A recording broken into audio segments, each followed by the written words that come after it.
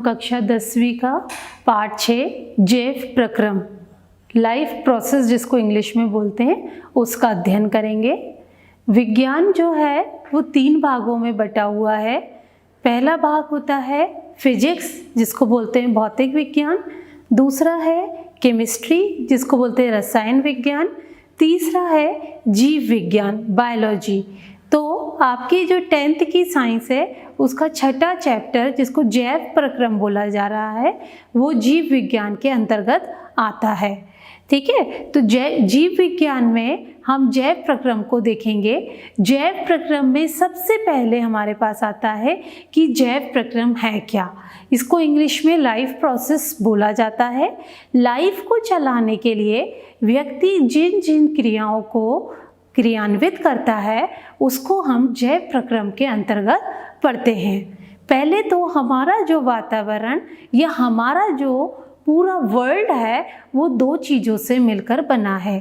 पहला है जैविक घटक यानी जीवित चीज़ें या सजीव, और दूसरे हैं अजैविक जिनको कि निर्जीव बोला जाता है।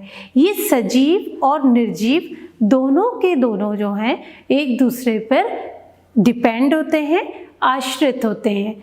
सजीवों के अंतर्गत हम पेड़ पौधे, जंतु, मनुष्य इन सब के अध्ययन करते हैं, और अजैविक के अंतर्गत जिनको कि अपन निर्जीव बोल रहे हैं और जिनके बिना ये जीव भी जीवित नहीं रह सकते, इनका उपयोग वह करते हैं। जैसे पानी, सूर्य, हवा, ये सारी चीज़ें निर्जीव के अंतर्गत आती हैं। अब हमारे पास प्रश्न उठता है सजीवों के क्या लक्षण होते हैं।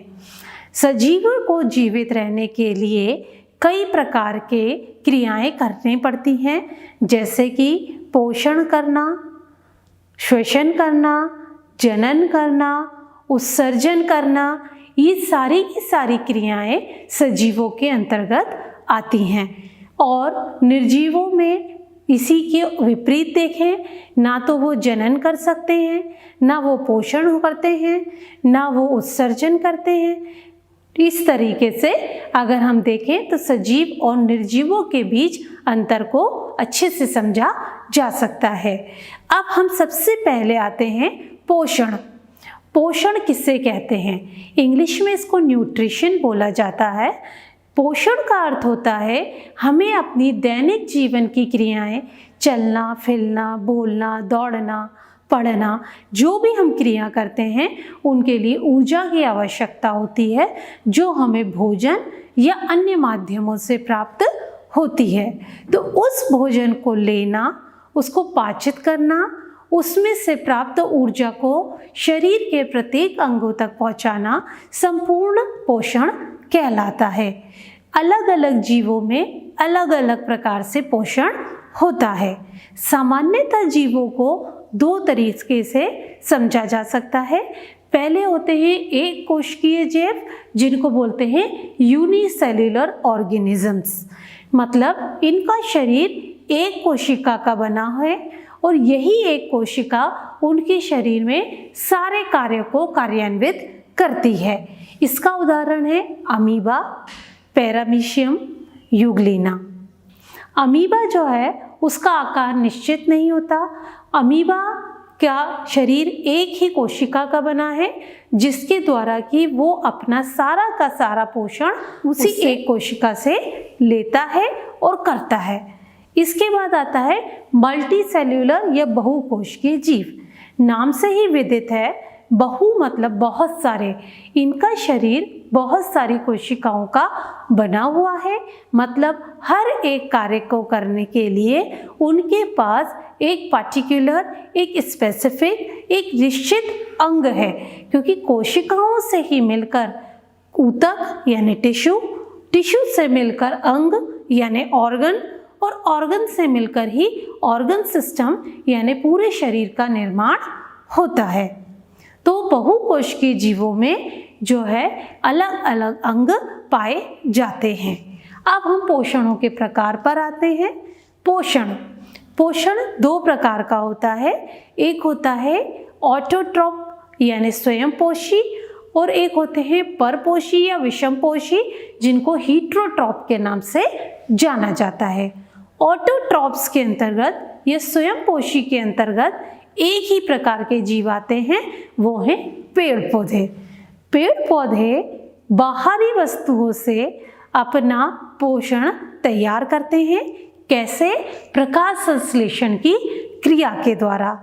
पौधों का हरा रंग होता है या पौधों की पत्तियों का हरा रंग होता है क्योंकि उनके अंदर क्लोरोफिल नाम का एक पिगमेंट या घटक पाया जाता है, वर्णक पाया जाता है, जो कि सूर्य के प्रकाश की ऊर्जा को लेकर रासायनिक ऊर्जा में परिवर्तित करने का कार्य करता है।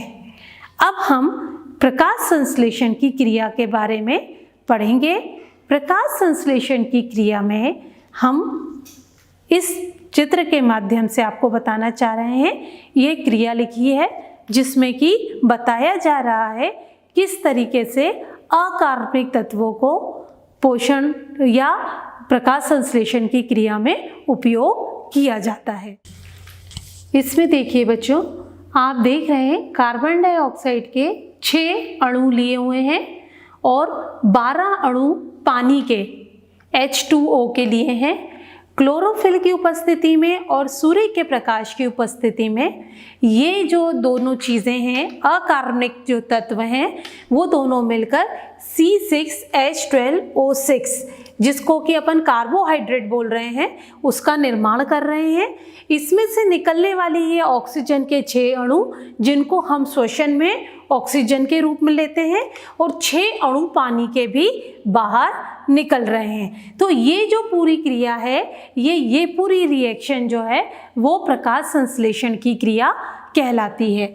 अब इस कार्य को करने का कार्य जो रहता है, यह पौधों के अंदर यह जो काम है वो पत्ती के अंदर संपन्न होता है। अगर पत्ती के अंदर ये कार्य संपन्न हो रहा है, इसका अर्थ है कि पत्ती के अंदर कोई ना कोई ऐसा भाग पाया जाता है जो कि प्रकाश संश्लेषण में मदद कर रहा है, या पत्ती के अंदर ये CO2 या H2O कहाँ से आ रहा है। तो पौधे के अंदर जो H2O है, पानी जो है, वो जड़ों के माध्यम से आता है, और CO2 कहाँ से पत्ती के अंदर या पौधे के अंदर प्रवेश कर रहा है। इसका माध्यम है रंध्र। प्रकाश संश्लेषण की क्रिया जो मैंने आपको बताई, प्रकाश संश्लेषण की क्रिया के में आपके पौधे के अंदर कार्बन डाइऑक्साइड का प्रवेश किस माध्यम से होता है वो मैं आपको बता रही हूँ। पत्तियों की ऊपरी और निचली सतह पर बारीक बारीक छेद पाए जाते हैं जो कि नग्न आँखों से नहीं दिख सकते। माइक्रोस्कोप की सहायता से हम उसको देख सकते हैं। ये रंध्र कहलाते हैं, इंग्लिश में इनको स्टोमेटा कहते हैं। यह स्टोमेटा के दोनों ओर गार्ड सेल या रक्षक कोशिकाएं पाई जाती हैं। ये स्टोमेटा का जो शेप या आकृति होती है वो हमारी किडनी के शेप की आकृति की, यानी सेम का जो बीज होता है उस आकृति की पाई जाती है। इन रक्षक कोशिकाओं में डिफ्यूजन की क्रिया होने से या इनमें प्रेशर बढ़ने के कारण ये तनी हुई अवस्था में रक्षक कोशिकाएं हो जाती हैं, फलस्वरूप रंध्र खुल जाते हैं। रंध्र खुलने का मतलब होता है या तो पौधे के अंदर CO2 का प्रवेश हो रहा है या बनी हुई ऑक्सीजन का निर्गम हो रहा है। दोनों ही कार्यों के लिए रंध्र समय समय पर खुलते या बंद होते हैं। ये प्रकाश संश्लेषण की दर पर भी निर्भर करता है, क्योंकि जितना अधिक सूर्य का प्रकाश होगा या क्लोरोफिल की उपस्थिति होगी, उतनी ही ज़्यादा पौधे में प्रकाश संश्लेषण की क्रिया होगी और रंध्र बार बार खुलेंगे और बार बार बंद होंगे। जितनी मात्रा में CO2 पौधे के अंदर ग्रहण की जाती है, उतनी ही मात्रा में O2 का भी निर्गम होता रहता है, क्योंकि CO2 पौधों के लिए ज़रूरी है और ऑक्सीजन मनुष्य के लिए ज़रूरी है। इस तरह प्रकाश संश्लेषण की क्रिया के द्वारा पौधे जो खाना बनाते हैं उनको हम कार्बोहाइड्रेट कहते हैं, जो स्टार्च या मंड के रूप में पौधे के अंदर संचित होता है। अब आती है दूसरी चीज, पौधे के अंदर जल का निर्गम या जल का एक जगह से दूसरी जगह पहुंचना या पौधे के पत्तियों द्वारा बनाए हुए खाने का सभी जगह पौधे में डिस्ट्रीब्यूट होना किसके माध्यम से होता है? तो दो तरह के वेस्क्यूलर बंडल या दो तरह की चीजें पाई जाती हैं। पहला है जाइलम। जाइलम जल का परिवहन करता है पौधे के अंदर, मतलब जड़ से लेकर पानी को पौधे के प्रत्येक अंग तक पहुंचाने का काम जाइलम का होता है। दूसरा है फ्लोएम। फ्लोएम जो है पत्ती के द्वारा बने हुए खाने को पौधे के प्रत्येक भाग तक पहुंचाता है, जिससे कि पौधा पोषण कर पाता है या पौधे के अंदर सभी जगह पे वो चीज़ ट्रांसपोर्ट हो पाती है या खाना पहुंच पाता है, फलस्वरूप पौधा स्वस्थ अवस्था में पाया जाता है। अब अगला पोषण होता है आपका विषमपोषी, जिसको कि इंग्लिश में हीट्रोट्रॉप्स के नाम से जाना जाता है या हीट्रोट्रॉपिक टाइप ऑफ न्यूट्रिशन इसको बोला जाता है। पर पोषण विषमपोषी यानी जहाँ पोषण अलग अलग जगह से प्राप्त किया जाता है उनको हम विषमपोषी की अवस्था बोलते हैं। विषम पोषण यानी कि अलग अलग जगह से पोषण। आपने देखा होगा कई जीव जो हैं वो दूसरे जीवों की बॉडी पर निर्भर करते हैं अपने पोषण के लिए, ऐसे जीव परजीव कहलाते हैं। इंग्लिश में इनको पैरासाइट्स बोला जाता है। ऐसे ही कई जीव सड़ी गली चीज़ों से अपना भोजन लेते हैं, वो सेप्रोफाइट्स कहलाते हैं। इस तरीके से जो जीव अलग अलग जगह से अपना पोषण लेते हैं वो विषमपोषी जीव कहलाते हैं और इस तरह का पोषण विषम पोषण के अंतर्गत होता है। कई जीव मांसाहारी होते हैं, कई जीव शाकाहारी होते हैं। अब शाकाहारी जीवों के अंदर या मांसाहारी जीवों के अंदर दोनों की शारीरिक संरचना अलग अलग होती है, जिससे वो ग्रहण करे हुए भोजन को पचा पाते हैं। तो इस तरीके से जो पोषण है वो दो तरह का है। अब आपके विषय वस्तु में पोषण में आता है ह्यूमन बीइंग्स के अंदर या मनुष्य के अंदर पोषण का क्या माध्यम है। मनुष्य जो है वो कुछ मनुष्य हम ये बोल सकते हैं मांसाहारी होते हैं, कुछ मनुष्य शाकाहारी होते हैं, लेकिन मनुष्य के शरीर में इस तरह की आकृति है जो दोनों तरह के भोजन को पचाने के लिए होती है। सबसे पहले हम अगर देखें तो पाचन तंत्र की हमें क्रिया इसमें देखनी पड़ेगी। पाचन तंत्र की क्रिया में जैसा कि आपको चित्र के अंदर दिख रहा है, मनुष्य का पाचन तंत्र। मनुष्य के पाचन तंत्र में क्योंकि मनुष्य एक तरह का फूड तो खा नहीं रहा भोजन, वो अलग अलग तरह का भोजन को खा रहा है या ग्रहण कर रहा है। तो सबसे पहले भोजन जो है दांतों के द्वारा चबाया जाता है। मनुष्य के अंदर 4 प्रकार के दांत होते हैं जो भोजन को पीसने का काम करते हैं। फिर हमारी लार ग्रंथियां होती हैं जो कि भोजन के अंदर मिक्स होके उस भोजन को सॉफ्ट बनाने का कार्य करती हैं, जिससे भोजन आसानी से फूड पाइप यानी ईसोफेगस से नीचे की तरफ पाचित होने के लिए चला जाता है। फूड पाइप या ईसोफेगस के द्वारा भोजन स्टमक में पहुंचता है यानी आमाशय में पहुंचता है। आमाशय में कई प्रकार के डाइजेस्टिव जूस इसके अंदर मिक्स होना शुरू हो जाते हैं। वैसे वास्तविकता देखी जाए तो लार ग्रंथि से लार के द्वारा ही कई चीज़ें हमारे भोजन में ऐसी रहती हैं जो पाचित होना शुरू हो जाती हैं।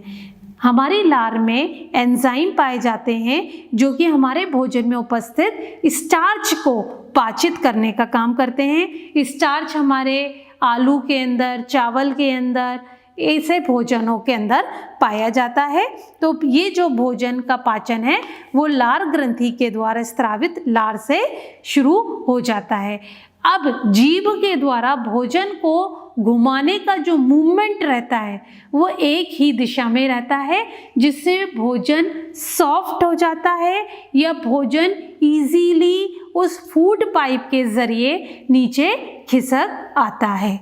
आमाशय में HCl का स्त्रावण होता है जो हमारे भोजन को पाचित करने का एक महत्वपूर्ण भूमिका अदा करता है, एक इम्पॉर्टेंट रोल प्ले करता है। ये HCl की मात्रा जब हमारी बॉडी के अंदर बढ़ जाती है या हमारे स्टमक के अंदर, आमाशय के अंदर बढ़ जाती है तो लोग एसिडिटी की शिकायत करते हैं।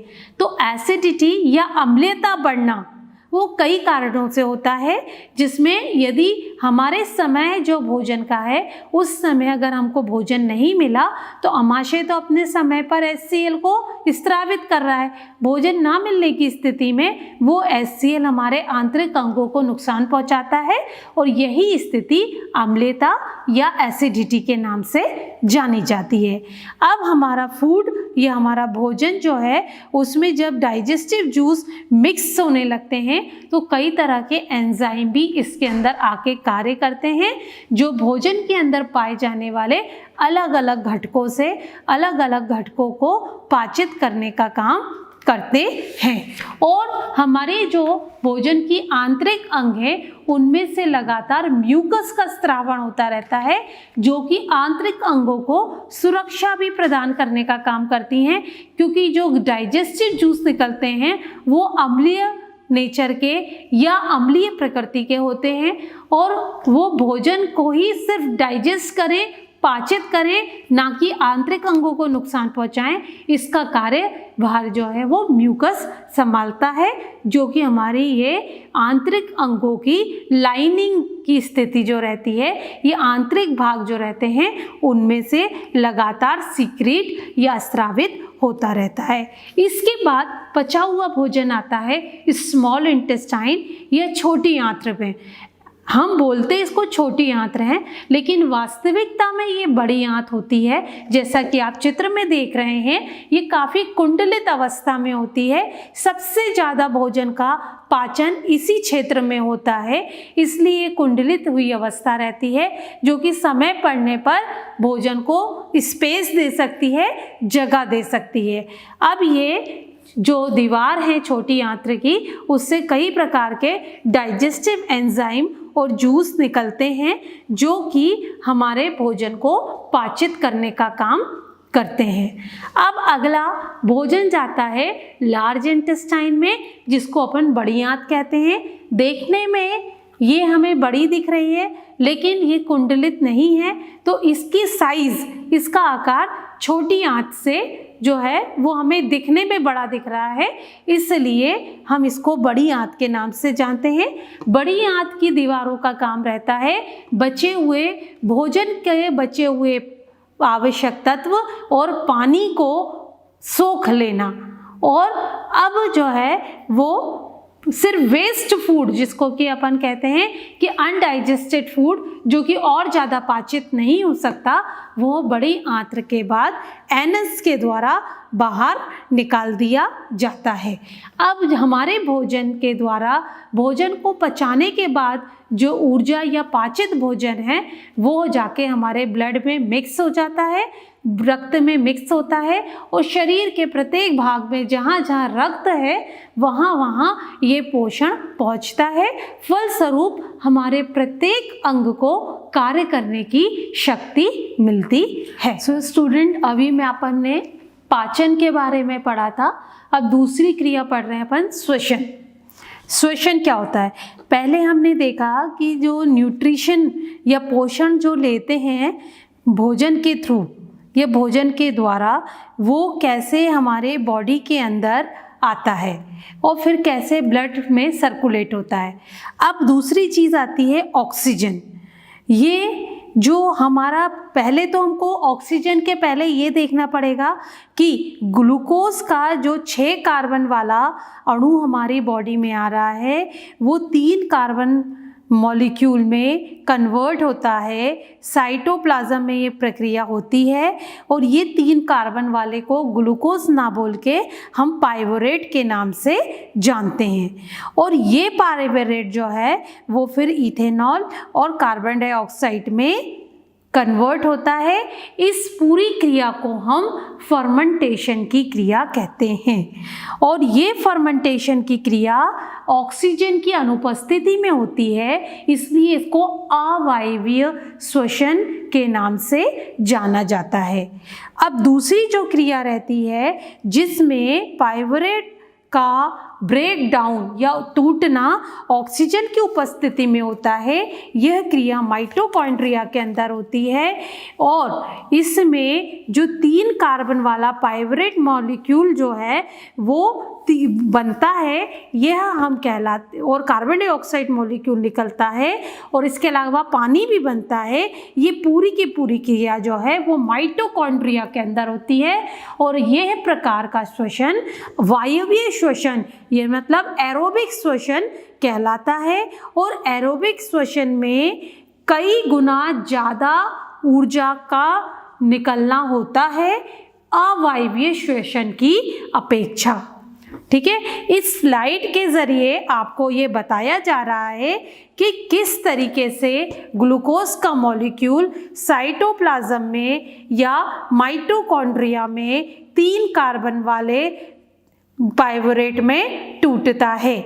आपने देखा होगा जब कभी हम दौड़ कर आते हैं, भाग कर आते हैं तो हमें थकावट महसूस होती है और जैसे ही हम रुक जाते हैं वैसे ही 2 सेकंड बाद ही हम नॉर्मल हो जाते हैं। ऐसा क्यों होता है? क्योंकि मांसपेशियों में ऑक्सीजन की कमी हो जाती है, लैक्टिक एसिड का फॉर्मेशन होता है इसके बाद जैसे ही हम रुकते हैं और हम नॉर्मल कंडीशन में आ जाते हैं। अब हम आते हैं टेरेस्ट्रियल यानी ज़मीन पर रहने वाले ऑर्गेनिजम्स कैसे ऑक्सीजन को श्वसन के माध्यम से पूरी बॉडी के अंदर पहुंचाने का काम करते हैं। तो यह काम हमारा ह्यूमन बींग्स के अंदर होता है। नाक से, ये नॉस्ट्रिल जिसको बोलते हैं, वहाँ से ये चीज़ स्टार्ट होती है। नाक के माध्यम से यह हवा जो है पास होती है और ये जाती है थ्रोट में। थ्रोट में जहाँ पर कार्टिलेज की बनी हुई रिंग होती है जो कि हवा को लंग्स तक पहुँचाने का काम करती है। लंग्स अर्थात फेफड़े। ये जो फेफड़े रहते हैं वो बैग लाइक स्ट्रक्चर होते हैं, थैलेनुमा आकृति के होते हैं जो कि लगातार गैसों का विनिमय करते रहते हैं। जब हम सांस लेते हैं तो ऑक्सीजन जो है इन्हीं फेफड़ों के अंदर आती है।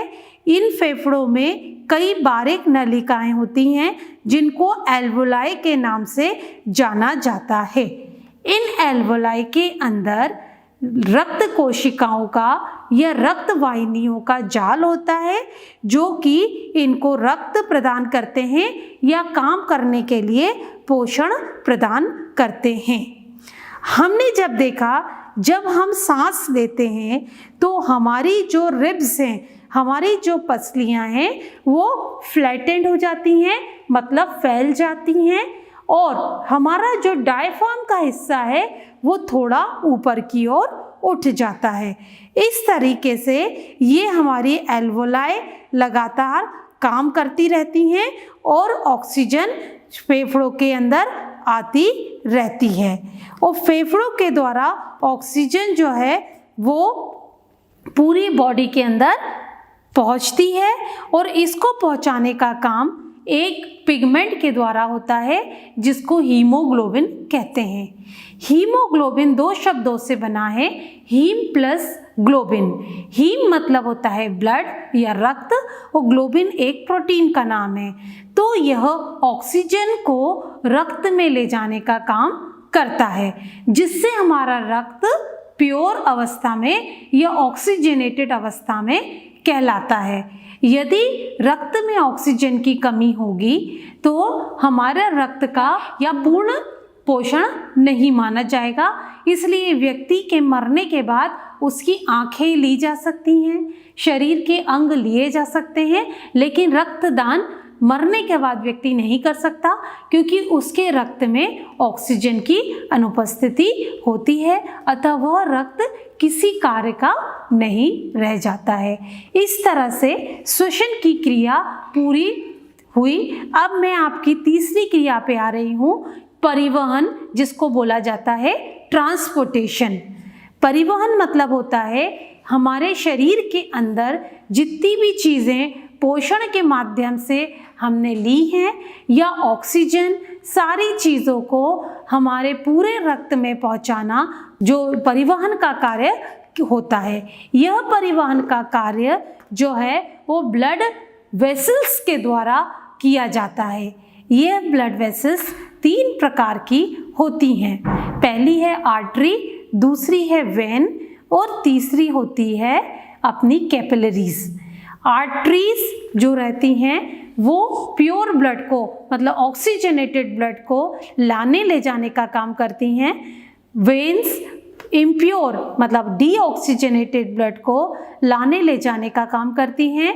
और जहाँ पे ये दोनों अपनी मूल अवस्था में नहीं पहुँच पाती, वहाँ पे वाहिकाएं यानी कैपिलरीज इनको पहुँचाने का काम करती हैं। हार्ट यानी हृदय, जैसा कि आप स्लाइड के अंदर बोर्ड पे देख रहे हैं कि हार्ट एक मस्कुलर या मसल्स का बना हुआ स्ट्रक्चर होता है।